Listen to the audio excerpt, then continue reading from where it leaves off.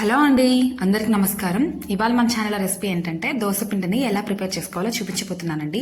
మా ఇంట్లో అయితే వారానికి కనీసం 3-4 సార్లైనా ఈ దోశల్ని టిఫిన్గా చేసుకోవాల్సిందేనండి. మనం దోశ పిండి ప్రిపేర్ చేసి పెట్టేసుకుంటే దాంతో కారం దోశ అయినా కానీ, ఎగ్ దోశ అయినా కానీ, ఆనియన్ దోశ అయినా కానీ, మసాలా దోశ అయినా కానీ ఇట్లా రకరకాల దోశలు ప్రిపేర్ చేసేసుకోవచ్చండి. మనం చిన్న చిన్న టిప్స్ పాటిస్తే దోశల్ని రెస్టారెంట్ స్టైల్లో లాగా క్రిస్పీగా కానీ, సాఫ్ట్గా కానీ ఎలా అయినా ప్రిపేర్ చేసేసుకోవచ్చు. మరి లేట్ చేయకుండా వీడియోలోకి వెళ్ళిపోదాం. దీనికోసం ముందుగా నేను ఒక గ్లాస్తో 4 గ్లాసుల వరకు బియ్యాన్ని తీసుకున్నాను. ఈ బియ్యం అనేది రేషన్ బియ్యం అండి. తర్వాత ఒక టీ గ్లాస్తో 2 టీ గ్లాసుల వరకు మినపప్పును తీసుకున్నాను. ఒక పెద్ద సైజ్ గ్లాస్తో ఏమో 4 గ్లాసుల వరకు బియ్యాన్ని తీసుకున్నాను. ఒక టీ గ్లాస్తో 2 టీ గ్లాసుల వరకు మినపప్పును తీసుకున్నాను. ఇలా ఒక దబర్లో వేసేసి ఇందులోకి ఇప్పుడు మెంతులు వేసుకోవాలి. నేను ఇక్కడ ఒక 2 ఫుల్ టేబుల్ స్పూన్ల వరకు మెంతులు వేసుకుంటున్నాను. ఇప్పుడు వీటన్నిటిని ఒక 2-3 సార్లు వాటర్లో బాగా కడిగేసి వాటర్ పోసుకొని ఒక 7-8 గంటల పాటు బాగా నానబెట్టుకుంటానండి.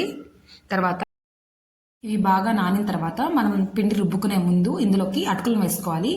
ఈ అటుకులు మనం ఎంతైతే మినపప్పు వేసుకున్నామో అన్నీ వేసుకోవాలి. మనం 2 టీ గ్లాసుల వరకు మినపప్పు వేసుకున్నాం కదా, 2 టీ గ్లాసులు అటుకులు వేసుకొని ఒక 10 నిమిషాలు నానిన తర్వాత ఇలా ఒక మిక్సీ జార్ తీసుకొని ఇందులో వేసుకుంటూ కొద్దిగా వాటర్ వేసుకుంటూ ఇలా చూపిస్తున్న విధంగా మెత్తగా రుబ్బుకోవాలి.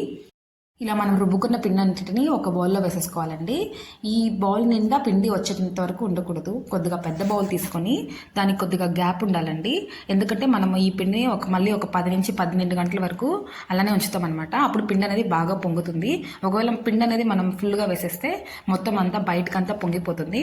అలా కొద్దిగా గ్యాప్ ఉంచి మనం పిండిని వేస్తే ఇలా అది పైకి పొంగడానికి గ్యాప్ ఉండి కింద పడకుండా నీట్గా ఉంటుంది.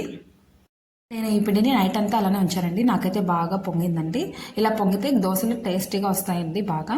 తర్వాత కొద్దిగా పిండిని ఇలా బౌల్లోకి తీసుకొని దీంట్లో కొద్దిగా అవసరమైతే సోడా సాల్ట్, ఒకవేళ అవసరం లేదనుకుంటే వేయొద్దు.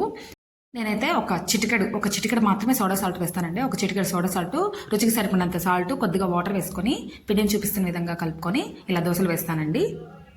దోశలు క్రిస్పీగా రావాలంటే పెనం అనేది ఎక్కువ హీట్ అవ్వకూడదండి. కొద్దిగా మీడియంగా హీట్ అయిన తర్వాత ఇలా దోశలు పోసుకోవాలి. ఇలా దోశలు పోసుకున్న తర్వాత మళ్ళీ మంటని హైలో పెట్టకూడదు. మళ్ళీ మంటని కొద్దిగా మీడియం ఫ్లేమ్లోనో లో ఫ్లేమ్లోనో పెట్టుకుంటే దోశలు క్రిస్పీగా వస్తాయండి. ఒకవేళ సాఫ్ట్గా కావాలి అనుకుంటే మంటని హై ఫ్లేమ్లోనో పెట్టుకొని దోశలు వేసుకోండి, సాఫ్ట్గా వస్తాయి. మనం ఈ చిన్న చిన్న టిప్స్ పాటిస్తే దోశలు ఎలా అయినా కానీ రెస్టారెంట్ స్టైల్లో లాగా క్రిస్పీగా కానీ సాఫ్ట్గా కానీ ఎలా అయినా వస్తాయండి. ఈ వీడియో మీకు నచ్చినట్లయితే లైక్ చేయండి, షేర్ చేయండి, మా ఛానల్ సబ్స్క్రైబ్ చేయండి. Thank you for watching.